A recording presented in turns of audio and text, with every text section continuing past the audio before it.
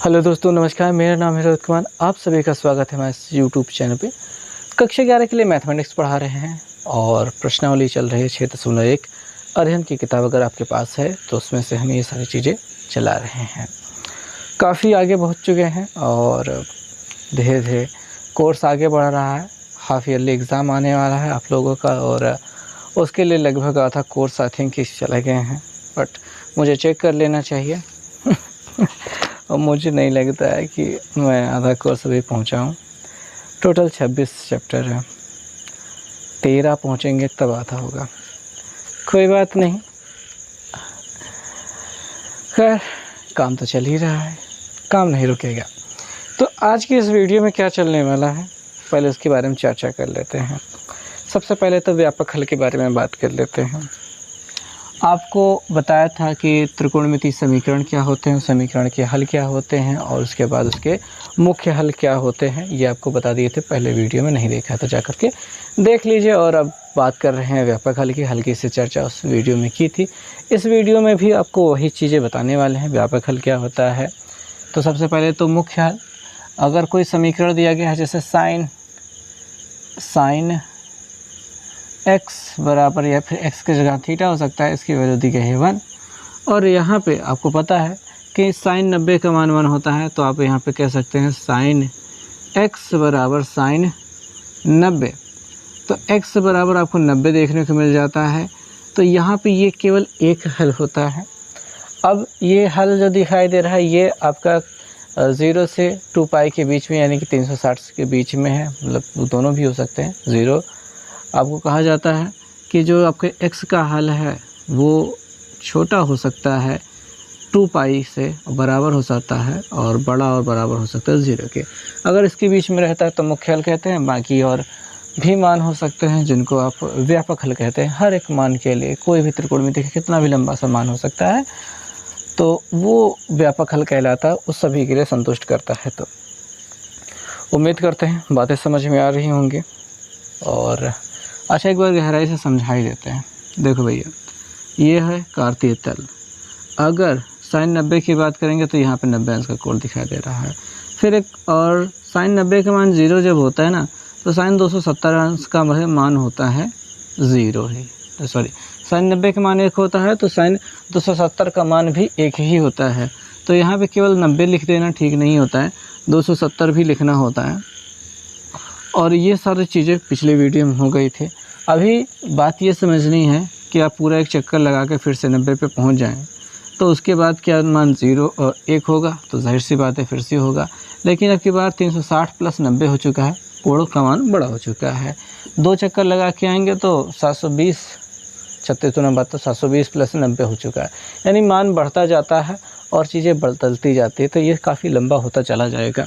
तो ये सारी चीज़ें व्यापक हल के अंतर्गत आती है। यानी कि हमको x का कुछ ऐसा मान बताना होता है जिसके लिए हर एक मान आपकी, हर एक वैल्यू आपके संतुष्ट कर जाए, तो वही व्यापक हल होता है।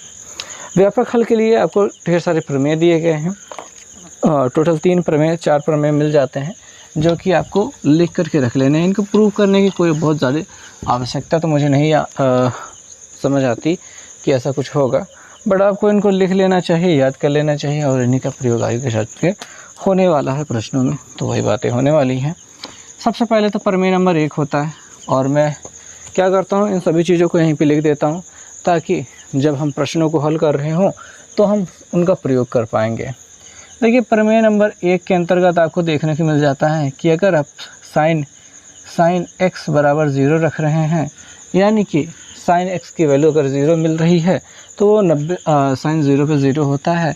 तो उसके लिए एक व्यापक हल का फार्मूला दिया गया है कि x का मान आपका हो जाएगा n पाई के बराबर हो जाएगा। और अब यहाँ पे n की वैल्यू कुछ भी ले सकते हैं पूर्णांकों में। n एलिमेंट z लिखा गया है, यानी कि वो पूर्णांक है। ठीक है, आगे चलते हैं। कॉस x की वैल्यू अगर 0 होती है तो ऐसी स्थिति में आपके जो x की वैल्यू हो जाने वाली है वो होने वाली है 2n + 1 और इंटू π/2। यानी कि कॉस की वैल्यू कॉस 90 पर 0 होती है तो 90 यानी कि π/2 हो गया, और यहाँ पे हर एक बार विषम संख्या प्राप्त हो पाए, इस वजह से ये एक हिस्सा दिया गया है। ये इसलिए लगाया गया है कि हर विषम संख्या मतलब यहाँ पे n क्यों लगाया गया है कि आप कितना भी पाई वाले में चक्कर लगा लें, जैसे यहाँ पे 0 अंश पर आपका मान होता है sin 0 का मान 0 होता है तो 180 पे होता है यहाँ पे पाई पे, ये पाई वाले पे। फिर घूम के पहुँचेंगे यहाँ पे 2 पाई पे, तब पर भी आपका 0 मिलेगा। यहाँ पे पहुँचेंगे 3 पाई पे, तब पर भी 90 मिलेगा। इससे ज़्यादा उड़ रहा है ना, ये समझ में नहीं आ रहा है। खैर छोड़ो, जाने दे यार, इतना ज़्यादा टेंशन काहे लेने का, खाली फार्मूले लेके ख़त्म कर देते हैं कि tan x बराबर अगर आपको 0 दिखाई दे रहा है तो x की वैल्यू हो जाएगी n पाई, और अच्छा यहाँ पे एक चीज़ लिखना भूल गए, n एलिमेंट ऑफ z हर जगह रहेगा, यानी कि आप कुछ भी रख सकते हैं पूर्णांक में से, ठीक है। और यहाँ पे हो जाएगा आपका भी n एलिमेंट ऑफ z, सभी अपने पूर्णांक में से लिए जाएंगे। दूसरा प्रमेय आ जाता है जिसमें आपको लिखा गया है कि अगर sin x बराबर हो जाए sin y के, और यहाँ पे 2 मान दिखाई दे रहे हों, तो ऐसी स्थिति में हमारा जो x का मान हो जाता है वो n पाई प्लस -1 की पावर n हो जाता है और इंटू y हो जाता है। और जहाँ पे आप n पहले की तरह ही z रखने वाले हैं, यानी कि पूर्णांक रखने वाले, कोई भी पूर्णांक आप रख सकते हैं, इंटीजर, ठीक है। आगे वाले देखेंगे, जो तीसरा वाला प्रमेय दिया गया है वो cos से रिलेटेड है कि cos x बराबर अगर आपको cos y दिखाई दे रहा है, ऐसी स्थिति में आपको जो x की वैल्यू हो जाएगी वो हो जाएगी 2n pi plus minus y, और जहाँ पे n एलिमेंट ऑफ z हो जाएगा।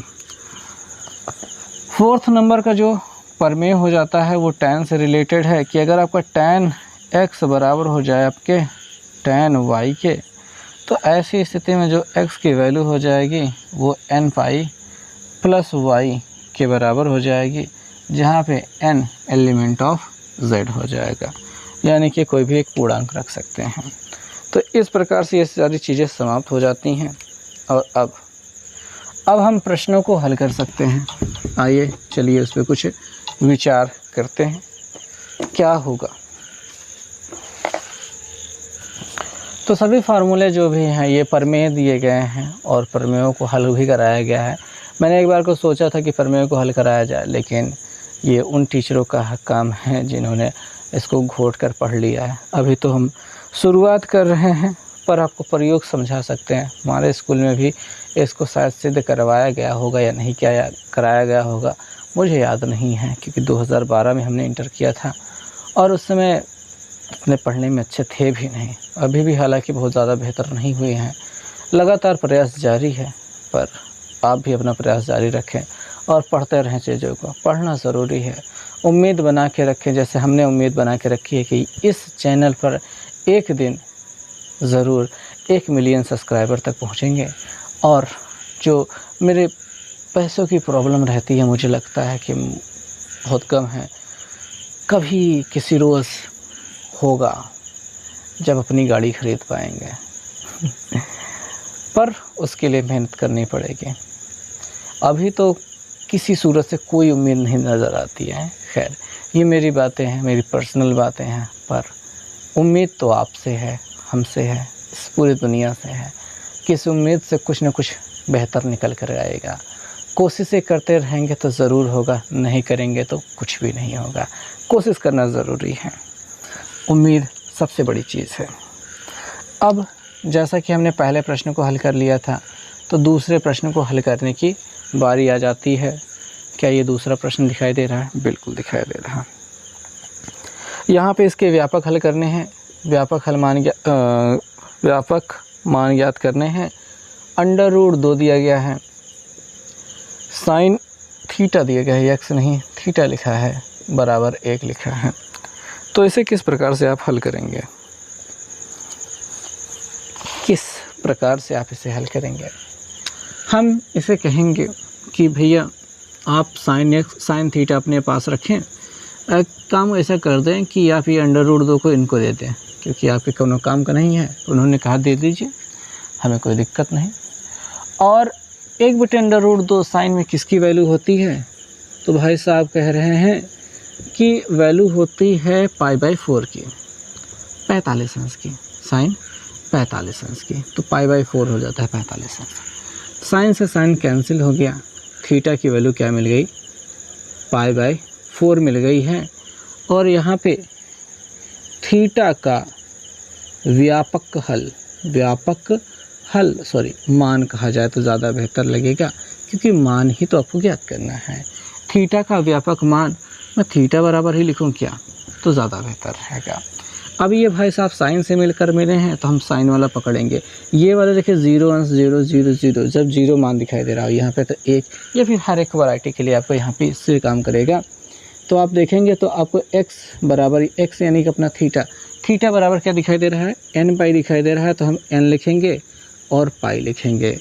फिर प्लस लिखा है तो प्लस लिखेंगे, माइनस लिखा है माइनस लिखेंगे, और यहाँ पे पावर n लगा देंगे जैसा है। फिर इनटू लिख देंगे, y मतलब दूसरे वाले भाई साहब जो भी दिखाई दे रहे हों वो π/4 लिख देंगे। और वहाँ पे कॉमा लगा कर के लिखा है ना, n एलिमेंट ऑफ z। इस क्वेश्चन के आंसर में देखोगे तो इस z की जगह पे i लिखा है। क्या लिखा है? i लिखा है। और अगर आप पहले चैप्टर में जाएंगे जहाँ पे समुच्चय आपको पढ़ाया जा रहा है, वहाँ पे पूर्णांकों के समुच्चय को i से और z से रिप्रेजेंट किया गया है। अर्थात इस i और उस z में कोई फ़र्क नहीं है, बस अक्षर बदल गए हैं। दोनों एक ही प्रकार के संख्याओं को समुच्चय को दर्शाते हैं, जिन्हें हमको पूर्णांक कहते हैं। ठीक है, तो उनको ही ये दर्शाते हैं। तो आप चाहे तो यहाँ पे i लिखें या फिर z लिखें, कोई फ़र्क नहीं पड़ता है। तो उम्मीद कर रहे हैं इन चीज़ों को आप समझ गए होंगे, इस प्रश्न को कैसे करना है। तो दोस्तों आइए चलिए देखते हैं कि दूसरे वाले प्रश्न को हम कैसे करेंगे। दूसरा वाला तो कॉस वाला है भैया। क्या है दूसरा वाला? लिखा है कॉस थीटा बराबर -1/2। अब यार इसको कैसे सॉल्व किया जाएगा? -1/2 कब होता है? हमको तो याद था कि कॉस 60 बराबर 1/2 होता है।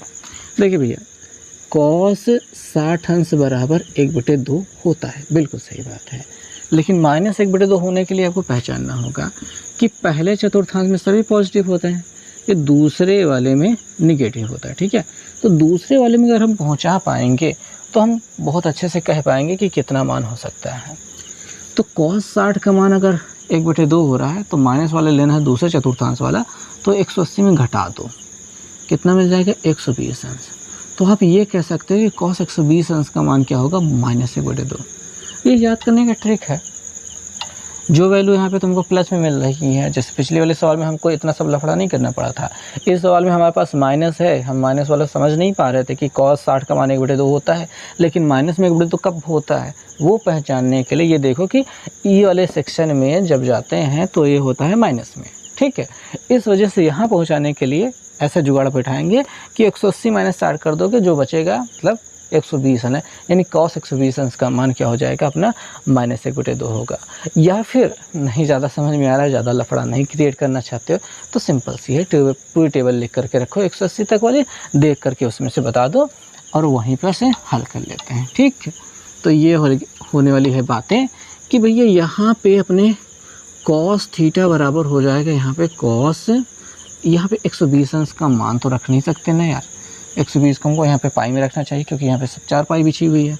तो यहाँ पे हम कर लेते हैं π/180 से गुणा, 0 0 काट देते हैं, 6 दूनी 12, 6 3 18, 2π/3 दिखाई दे रहा है, तो यहाँ पे 2π/3 रख देते हैं।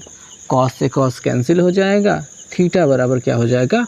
2π/3 हो जाएगा। तो यहाँ पे थीटा का व्यापक मान क्या होगा? व्यापक मान थीटा बराबर ही लिख लेते हैं। थीटा का व्यापक मान cos से निकल कर आया है, तो cos वाली सारी चीज़ें रखी जाएंगी। क्या रखा जाएगा?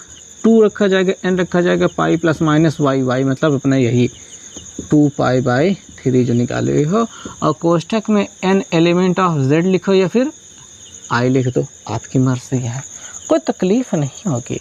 बस इतना सा सिंपल सा सॉल्व करना है, हो गया ये। ठीक है, इसमें जो हल करना था वो हो गया। अब कोई मुश्किल देख लिया जाए। तीसरा वाला तो है tan वाला, वो खोज लोगे, टेबल से देख लोगे -1 की वैल्यू क्या है। cos दिखाई दे रहा है थोड़ा बहुत मुश्किल, वही देख लेते हैं, ठीक है। एक cos वाला देख लेते हैं। तो cos वाला क्या किया जाएगा, देखेंगे कौन सी वैल्यू है, चौथी है। प्रश्न है, लिखा है cos थीटा बराबर 2/√3। इसको कैसे सॉल्व किया जाएगा यार। अब इसमें तो बहुत सिंपल सा ये समझ में आ रहा है कि अपन कर सकते हैं केवल साइन में चेंज करके, क्योंकि साइन cos tan दिया गया है, cos 3 चीज़ होते हैं, उन तीनों के बारे में नहीं बताया गया, तो जिसमें हम उनको बदल सकते हैं बस वही कर सकते हैं। कि अगर cos को साइन में बदलते हैं, देखिए cos बराबर क्या होता है, 1/sin होता है, हमको पता ही है। इसके बराबर 2/3 दिखाई दे रहा है, ये भी पता है। उलट देते हैं, यानी यहाँ पे sin थीटा लिख देते हैं, तो इधर वाला पक्ष भी उलट जाएगा, √3/2 हो जाएगा। अब साइन में किसकी वैल्यू होती है, √3/2। अब देखो यार, एक तो आप जानते हो पहले चतुर्थांश में ए प्लस में मिला, पहले चतुर्थांश वाला ही बता के ख़त्म करो कहानी, बहुत ज़्यादा लफड़ा ले जाने की ज़रूरत नहीं है, ठीक है। तो यहाँ पे sin थीटा लिख लेते हैं, और यहाँ पे किसका मान होता है, √3/2 होता है sin 60 का मान, तो यहाँ पे लिख देते हैं sin 60 थोड़ी ना लिखना है, π/180 से गुणा कर लो यार, 0 कट जाएगा, 6 × 18, π/3 दिखाई दे रहा है, π/3 रखना, ठीक है। साइन से साइन कैंसिल हो जाएगा, थीटा बराबर हो जाएगा π/3, और यहाँ पे थीटा का व्यापक मान लिख देना भैया, थीटा का व्यापक मान। ये किससे निकाले हो, थीटा का व्यापक मान किससे निकाले हो, साइन से निकाले हो। तो साइन वाला पूरा छापो, साइन वाला पूरा छापो, क्या छापोगे, n pi plus -1 power n into y नहीं है, π/3, और यहाँ पे लिख देना कि n जो है एलिमेंट ऑफ z यानी उसका अवयव है। इस चीज़ को मिटा देते हैं, ये कोनो काम का नहीं है। तो इतना हो गया चीज़ें। अच्छा, ज़्यादा से ज़्यादा 2 चीज़ें और मैं बढ़ाना चाहूँगा, ऐड करना चाहूँगा कि यहाँ पे आप लिख सकते हो, चूँकि कि cos थीटा बराबर 1/sin थीटा होता है, यहाँ पे हमने प्रयोग किया है, और यहाँ पे लिख देंगे चूँकि sin π/3 बराबर होता है √3/2, ठीक है। ये sin 60 अंश लिखा है। तो ज़्यादा से ज़्यादा इन 2 चीज़ों को ऐड कर लेंगे तो और सुंदर दिखने लगेगा ये आपका क्वेश्चन, और जो भी आपने सॉल्व किया तो इस प्रकार से ये ख़त्म हो जाएगा, ठीक है। तो यहाँ पे ये हो गया। उम्मीद कर रहे हैं कि आप बाकी सारी चीज़ें देख पा रहे होगे, मतलब कर पाओगे। और मुझे कौन सा बता देना चाहिए इसमें, मुझे लगता है कि मुझे एक भी नहीं बताना चाहिए, आप सब कर लोगे, कुछ भी यहाँ पे शेष नहीं बचा है, ठीक है। जितना कुछ बचा है सब खत्म कर लेना, कुछ नहीं छोड़ना, ओके। अब हम सब नहीं बताने वाले हैं, सब बता देंगे तो आप क्या करोगे। तो दूसरा प्रश्न इसमें से ख़त्म कर लेते हैं, ठीक। जितनी चीज़ें बताएं उसी हिसाब से लिख देना, और कुछ नहीं करना है, एक्स्ट्रा कुछ करना नहीं है, दिमाग लगाना नहीं है। अब तीसरे वाले पे आ जाएंगे, जहाँ पे व्यापक हल हमको ज्ञात करना है। तीसरा प्रश्न है, तीसरे प्रश्न में हमको sin 3x लिखा है, ठीक है, sin 3x, ओके। तो देखते हैं, यहाँ पे लिखा है sin 3x बराबर 0, ओके। तो 0 वाले क्या वैल्यू होती है भैया, 0 वाले व्यापक हल क्या होता है। एक चीज़ देख लो भैया, यहाँ पे जब दोनों जने बराबर हों, मतलब ऐसा कुछ दिया हुआ है, लेकिन जब 0 दिया गया होता है तो चीज़ें इतनी सुंदर से चलने लगती हैं ऐसे वाले पे। वैसे इस वाले पे कर दोगे तब पर भी कोई तकलीफ़ नहीं होगी, मैं बताता हूँ आपको। बस ये 3 चीज़ याद रखना है, इसी पे काम चलेगा, उसको बहुत ज़्यादा ध्यान देने की ज़रूरत नहीं, लेकिन अगर ध्यान दिए रहोगे तो काम अच्छे से हो जाएगा, जल्दी हो जाएगा। चलो मैं समझाता हूँ कि सबसे पहले तो आप लिखोगे यहाँ पे sin 3x है, तो यहाँ पे ये 0 अंश किसका मान होता है भैया, कहोगे sin 0 का मान 0 होता है। अब 0 अंश में भी ले सकते हो, 0 पाई में भी ले सकते हो, रेडियन में भी ले सकते हो, दोनों में सेम रहेगा, ठीक है, कोई टेंशन वाली बात नहीं होती है, ओके। तो अब यहाँ पे साइन क्या कर देते हैं, कैंसिल कर लेते हैं। तो 3x बराबर आपको क्या मिल जाएगा, 0। तो x बराबर, सॉरी यहाँ पे 0 रख सकते थे और पाई भी रख सकते थे, पाई का मान भी होता है तो थोड़ा सा गलती हो रही है, ठीक है। 0 भी रख सकते थे, 180 अंश भी तो रख सकते थे, पाई भी रख सकते थे, हमको पाई रखना चाहिए था। तो x बराबर हो जाएगा π/3, ये भी रख सकते हैं, ठीक है। ओके, तो यहाँ पे x की वैल्यू इस टर्म में अगर हमको व्यापक हल में लेनी है, वो तो बहुत ज़्यादा पहले वाले मुख्य हल वाले में चले गए थे, सॉरी, हमको व्यापक हल में रहना चाहिए था। थोड़ी सी गलती हो गई, बट ठीक है, वापस आ गए हैं। 0 मान क्या होता है, 0 का भी होता है और पाई का भी होता है, तो हमको ये वाला पैटर्न लेकर के चलना था। पहले वाला ले चल के करेंगे या फिर इससे करेंगे, दोनों से वही सेम चीज़ आएंगी। तो यहाँ पे x का व्यापक हल ऊपर वाले से पकड़ो, क्योंकि 0 दिया गया था, ठीक। तो आपका क्या हो जाएगा, x का व्यापक हल, व्यापक मान, यार हल नहीं, मान कह लेते हैं। तो यह x बराबर क्या हो जाएगा, अब ये देखो, जहाँ पे पाई लिखा है वहाँ पे पाई की जगह पे ये π/3 आ जाएगा, तो ये n π/3 ऐसे देखने को मिलेगा, और n एलिमेंट ऑफ z लिख देना, वो हो जाएगा काम खत्म। ऐसे करना होगा बातें। और इस वाले पैटर्न पे जब चलेंगे तब पर भी आपको π/3 ही वहाँ पे समझना होगा, क्योंकि y की कुछ वैल्यू तो मिलेगी नहीं वहाँ पे एक्स्ट्रा जोड़ने के लिए, ऐड ऑन करने के लिए, ठीक। तो ये सभी अलग अलग परमीय दिए गए हैं। तो चलो यार, अब तीसरे सवाल को देख लेते हैं कैसे करना है। तीसरी वाले सवाल में को व्यापक हल ज्ञात करना है और सभी में हमको 0 दिखाई दे रहा है। पहले वाले सवाल को लिख लेते हैं, व्यापक हल ही ज्ञात करना है। तो यहाँ पे लिखा है sin 3x बराबर 0। तो भैया यहाँ पे क्या पैटर्न फॉलो होगा, पहले पैटर्न ही लिख लेते हैं। यही जो परमीय एक हो रहा है ना, कि लिखा है यदि sin x बराबर 0 हो तो आपके पास जो x की वैल्यू होती है वो क्या होती है, n पाई होती है, n पाई, जहाँ पे n एलिमेंट ऑफ z। ये एक क्या है, परमेय है। इसी परमेय का प्रयोग करके यहाँ पे हमको हल करना है इसका। तो यहाँ पे 3 पाई हमारा जो व्यापक हल हो जाएगा, व्यापक हल जो हो जाएगा वो हो जाएगा 3x बराबर क्या, n पाई। 3x बराबर क्या हो जाएगा, n पाई हो जाएगा। साइन वाले से चल रहा है, तो x बराबर क्या हो जाएगा, n π/3 कर लेना। और कुछ करना चाहिए इसमें, कुछ नहीं करना चाहिए। ज़्यादा से ज़्यादा ये लिख देना चाहिए कि n एलिमेंट ऑफ z, ऐसा लिख देना चाहिए। बस यही हो जाएगा इस क्वेश्चन का आंसर। कुछ लग रहा है इसमें कुछ होगा, मेरे ख्याल से तो नहीं होगा। तो ऐसे ही सिंपल सा चलने वाला है, कुछ नहीं करना, देख देख के लिख देना है, ठीक है। ये बनी बनाई बचा रहा है, कुछ बचा नहीं है। अच्छा, इसको मिटा देते हैं। मैं तीसरे का चौथा वाला देख रहा हूँ, थोड़ा सा लंबा लिखा है, तो उसी के आधार पर थोड़ा सा समझ लेते हैं। बाकी सब तो बनाया है, ख़त्म हो जाएगा। तो चौथा वाला देख लो भैया। ये मैंने नीले वाले में भी काली स्याही डाल दी गलती से, उसकी वजह से अभी सब काले काले चलेगा। तो यहाँ पे tan लिखा है, 4x लिखा है, पहले तो x लिखा है प्लस π/6 लिखा है, कोष्टक बंद हो गया, बराबर 0 लिखा है।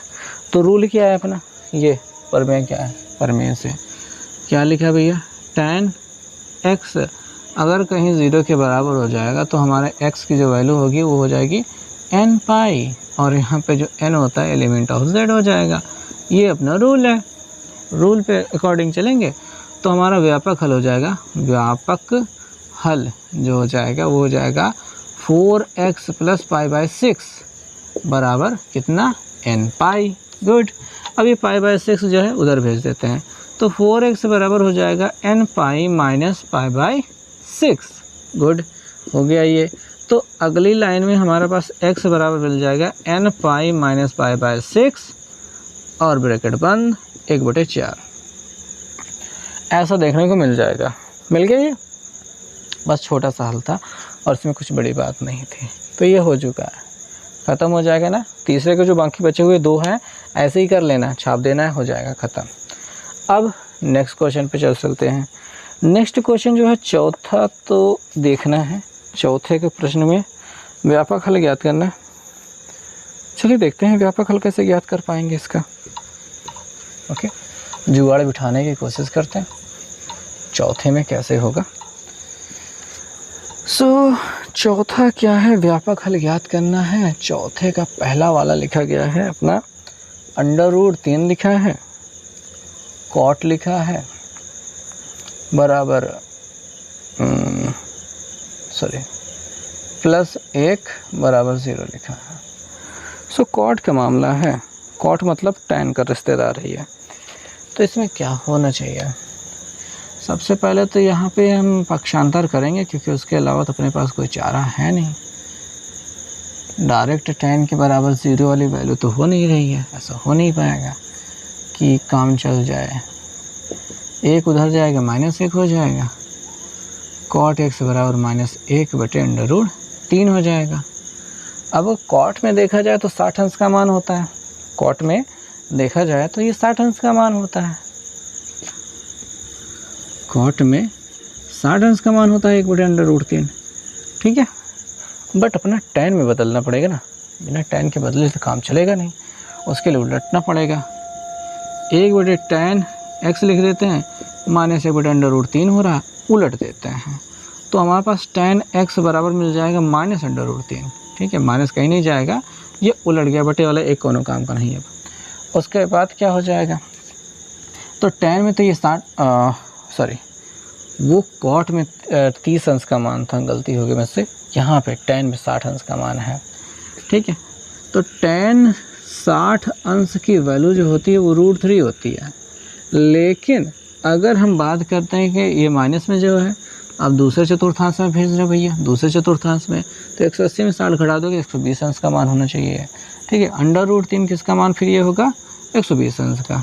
और 120 अंश कितना होता है, 120 अंश कितना होता है, आप π/180 करना चाहते हैं ना भाई, ये हो गया 6 से काटा 6 दूनी 12, 6 3 18, 2π/3 होता है। तो यहाँ पे अगर हम tan x लिखते हैं और यहाँ पे लिखते हैं tan 2π/3 तो कोई दिक्कत नहीं होगी, tan से tan कैंसिल हो जाएगा। x बराबर आपको मिल रहा है 2π/3 दिखाई दे रहा है, 2π/3 दिखाई दे रहा है। व्यापक हल लिख लेते हैं, व्यापक हल लिख लेते हैं। तो tan वाले से व्यापक हल क्या मिलता है, tan वाले से x बराबर व्यापक हल मिलता है n, पाई की जगह तो ये रखना पड़ेगा 2πn/3 और सॉरी गलती हो गई, ऐसा नहीं लिखना है, n π लिखना है, n π और प्लस लगाना है, y की जगह पे ये रखना है 2π/3, ऐसा लिखना था, n एलिमेंट ऑफ z ऐसा लिखना था। थोड़ी सी गलती हो गई थी, ठीक है, अभी ये सही है। तो उम्मीद करता हूँ इसी प्रकार से आप कौशिक वाला हल कर लेंगे। कौशिक वाले में कुछ है नहीं, वो साइन में चेंज हो जाएगा। अब पाँचवें पे आ जाते हैं। पाँचवें वाले पे क्या लिखा गया है, sin 2x बराबर लिखा है -1/2। इसका व्यापक हल कैसे किया जाएगा ये देखते हैं। पाँचवा वाला प्रश्न क्या है, पाँचवें वाले प्रश्न में है, इसका पहला वाला पार्ट दिया गया है, आपके पास है sin 2x, उसके बराबर है -1/2। अब जब बराबर में आपको 1/2 दे दिया गया है तो ये वाली सिचुएशन आ चुकी है, ठीक है, ये वाली सिचुएशन आ चुकी है। ऐसी स्थिति में आप क्या करेंगे, ऐसी स्थिति में आप पहले खोजेंगे कि साइन किसका मान 1/2 होता है, साइन 30 का मान 1/2 होता है। फिर आप खोजेंगे कि कहाँ पे साइन की वैल्यू जो होती है माइनस में होती है, ठीक है। साइन की वैल्यू अगर आप दूसरे चतुर्थांश में जाते हैं, पहले चतुर्थांश में प्लस रहती है, दूसरे वाले में भी साइन की वैल्यू प्लस रहती है। अब यहाँ पे आ जाएंगे, ठीक है, 180 प्लस वाले में। अच्छा यार, मुझे टेबल देख लेनी चाहिए, साइन में वैल्यू माइनस में होगा ही नहीं करती, यहाँ पे 180 पार करके 360 वाले में जाना पड़ेगा। ओके, तो यहाँ पे किसके मान हो जाएगा, साइन 180 प्लस 30, साइन 180 प्लस 30 मतलब क्या होगा, साइन 180 प्लस 30, 180 प्लस 30 आप इसके बराबर हो जाएंगे। आप इस चतुर्थांश में जा रहे हैं जहाँ पे ASTC के अनुसार साइन क्या रहेगा, माइनस में रहेगा, तो साइन माइनस में चला गया है, और साइन 180 प्लस 30 बराबर साइन 30 ही रहेगा, यानी कि बन गया काम। यहाँ पे 1/2 आ जाएगा, साइन 30 का मान 1/2। ठीक है, तो बढ़िया काम है। तो हम काफ़ी लंबा आ चुके हैं। 180 + 30 करके कितना हो जाएगा भैया? 210 अंश, 210 अंश हो जाएगा। अब 210 अंश को पाई में बदलते हैं, 180 से भाग काट देते हैं, किससे कटेगा? 3 × 18 3 × 21, 7π/6, 7π/6। समझ में आ रही बात ना? ऊपर वाला हमने क्यों लिया ऐसा? आपको जुगाड़ भिड़ानी पड़ेगी कि किस में हो जाएगा, हमारी चीज़ें कैसे बन पाएंगी, नहीं तो बड़ी समस्या आ जाएगी। ओके, तो आपको यहाँ पे sin 2x देखने को मिल रहा है और यहाँ पे मिल रहा है sin ये 7 था यार, 7π/6 है। सिचुएशन ये वाली बन गई है। ठीक है, व्यापक हल हमारा क्या होगा? काटे बिना भी लिख सकते हैं ना, व्यापक हल। तो अपना 2x बराबर इसके अकॉर्डिंग चलेंगे। अपने पास n पाई है तो हम यहाँ पे n पाई रख लेंगे, और क्या है? प्लस है, -1 की पावर n है और इंटू y है, y की जगह 7π/6 रख लेंगे। इस 2 को उधर भेजना है, तो आई थिंक कि ऐसा कर देना चाहिए और इसको ब्रैकेट में रख लेना चाहिए। n pi plus -1 power n into 7π/6 ऐसा कर लेना चाहिए। और इससे ज़्यादा बेहतर किया जा सके ऐसा उम्मीद तो नहीं है, इसको मिटा देते हैं, ये ख़त्म है, कोनो काम के नहीं है। ज़्यादा से ज़्यादा यहाँ पे लिख सकते हैं कि अपन n एलिमेंट ऑफ z या फिर i लिख सकते हैं। ओके, समझ में आ गई बात? ओके, तो मैं आंसर मैच करा रहा था कि क्या हो रहा है सिचुएशन में, तो मुझे समझ में आया कि 2 से अंदर गुणा करा दिया है इन्होंने, इसमें गुणा कराया है तो n π/2 हो चुका है। देखो, इसके बटे में कुछ नहीं लिखा जा सकता क्योंकि ये सभी 2 गुणे में हैं, तो कहीं ना कहीं एक ही जगह रह सकता है बस, या तो इनके पास रहेगा या इनके पास। तो 2 को गुणा इसमें 6 में करा दिया गया है। पहले तो प्लस लगाते हैं, -1 की पावर n लगाते हैं और इंटू लगाते हैं, 7π लगाते हैं, ये 2 इसके साथ गुणा करके 12 कर रहा है, और वो अपना तो रहेगा n एलिमेंट ऑफ i लिख लेंगे, तो ये हो जाएगा। ओके, सो ख़त्म हो गया, ये समझ में आ गया। ओके, 5वें का दूसरा वाला जो tan 3x दिखाई दे रहा है, tan 3x बराबर आपको दिखाई दे रहा है -1, ऐसे ही करना है, कर लेना, बस लास्ट में ये लगा देना। ठीक है, उसके बाद 3 को बटे में भेज देना, 1 बटे हो जाएगा, वो कर लोगे आप। जुगाड़ बिठाना भैया, -1 किसकी होती है 10 में वैल्यू, तो वो तो बहुत जल्दी मिल जाएगा, जो मुश्किल था वो यही था। ठीक है, मैंने आपको बता दिया। अब बात कर लेते हैं अपने उस प्यारे सवाल की जो कि है 6वां नंबर। अब हम बात करेंगे प्रश्न संख्या 6 की। प्रश्न संख्या 6 में केवल कहा गया समीकरण को हल कीजिए, और इसे ऐसे ट्रीट किया जा रहा है जैसे ये बहुत मुश्किल क्वेश्चन हो, ना कोई बड़ी संख्या ना कोई बड़ा मान, कुछ भी बड़ा नहीं, फिर भी ये ऐसे ट्रीट किया जा रहा है। 6वां क्वेश्चन बहुत ही ज़्यादा सिंपल है, बहुत ज़्यादा सिंपल। तो 6वें क्वेश्चन में दिया गया है √3 दिया गया है, कॉसेक दिया गया है। ठीक है, कॉसेक x दिया है बराबर 2 लिखा है। तो आप जानते हो कि जब ऐसा दिया गया है तो क्या करोगे, √3 को नीचे भेजोगे, तो आपका कॉसेक x बराबर क्या हो जाएगा, 2/√3 हो जाएगा। Okay, final. अब यहाँ पे कॉसेक x बराबर ये जो 2/√3 है, ये किसकी वैल्यू होती है कॉसेक में? किसी की नहीं होती है, तो इसको हटाओ यार, साइन को लाओ, 1/sin x रखो, और यहाँ पे 2/√3। और सॉरी, मुझसे गलती है कि मैंने कहा कि कॉसेक में किसी की वैल्यू ये नहीं होती, आई एम सॉरी, हमको मतलब वो 60 की होती है, वो गलती हो गई, इसको उलटना था। तो हमारे पास यहाँ पे sin x बराबर मिल जाएगा √3/2। तो ये √3/2 जो होती है sin 60 की वैल्यू होती है।